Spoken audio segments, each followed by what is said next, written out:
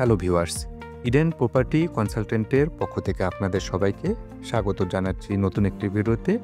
আমি মিসবাহ আহমেদ, বর্তমানে কর্মরত রয়েছি কেরানীগঞ্জ সাব রেজিস্ট্রার অফিস, ঢাকাতে। ভিউয়ার্স, আজকে আমরা জানবো জমি কেনার আগে কী কী ডকুমেন্টস অবশ্যই আপনার যাচাই করা উচিত। প্রথমেই যেটি জানবো সেটি হচ্ছে জমির তফসিল, অর্থাৎ জমির মৌজা, খতিয়ান নম্বর, দাগ নম্বর এবং উক্ত দাগে জমির মোট পরিমাণ সম্পর্কে আপনার জানতে হবে।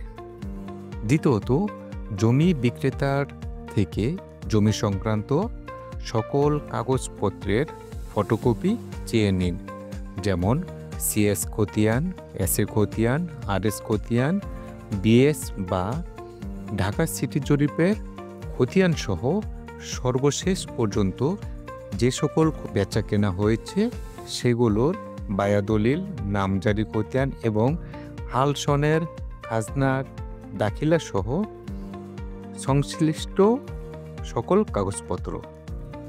তৃতীয়ত, জমি বিক্রেতা যদি ক্রয় সূত্রে ভূমির মালিক হয়ে থাকে, তার ক্রয় দলিল বা বায়াদলিল রেকর্ডের সঙ্গে মিল করে বিক্রেতার মালিকানা নিশ্চিত করতে হবে এবং সে যদি উত্তরাধিকার সূত্রে ভূমির মালিক হয়ে থাকে, সেক্ষেত্রে সর্বশেষ জরিপে খতিয়ান বিক্রেতা বা তিনি যার মাধ্যমে প্রাপ্ত হয়েছেন তার যোগসূত্র মিলিয়ে দেখতে হবে। এরপর আসি আমরা 4 নম্বরে, উত্তরাধিকার সূত্রে প্রাপ্ত জমি বিক্রেতার শরিকদের সঙ্গে বিক্রেতার সম্পত্তির ভাগাভাগির বন্টননামা ফরায়েজ দেখে নিতে হবে। বিক্রেতা যদি বলেন যে আপোষ মূলে বন্টন হয়েছে কিন্তু রেজিস্ট্রি হয়নি, তবে ফরায়েজ অনুযায়ী বিক্রেতা যতটুকু অংশের দাবিদার শুধু ততটুকু কেনাই নিরাপদ হবে।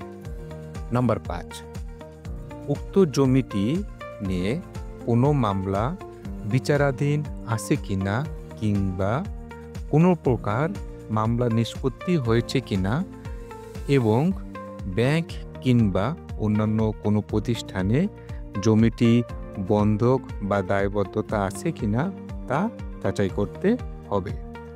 নাম্বার 6, জমিটি খাস পরিত্যক্ত শত্রু সম্পত্তি কিনা বা সরকার কোনো কারণে অধিগ্রহণ করেছে কিনা সে বিষয়ে উপজেলা ভূমি অফিস অথবা জেলা প্রশাসকের কার্যালয়ের এলএ শাখা থেকে জেনে নিতে হবে। নাম্বার 7, জমির মালিক নাবালক বা অপ্রতিষ্ঠিত কিনা লক্ষ্য রাখতে হবে। নাবালক হলে আদালতের মাধ্যমে অভিভাবক নিযুক্ত করে বিক্রয়ের অনুমতি নিতে হবে। নাম্বার 8, সর্বশেষ নামজারি পর্চা, ডিসিআর, খাজনা দাখিল, রসিদ যাচাই করে দেখে নিতে হবে সেগুলো সঠিক কিনা। নাম্বার 9, জমির মালিকানা সত্ত্ব সঠিক পাওয়ার পর আপনাকে সিএস, এসএ, আরএস, বিএস বা ঢাকা সিটি জরিপের নকশা নিয়ে সরজমিনে গিয়ে দেখতে হবে নকশা অনুযায়ী ওই জমিটি সেই দাগের কিনা এবং সাব রেজিস্ট্রারের অফিসে তল্লাশি দিয়ে জমির সর্বশেষ বেচাকেনার তথ্য জেনে নিতে হবে।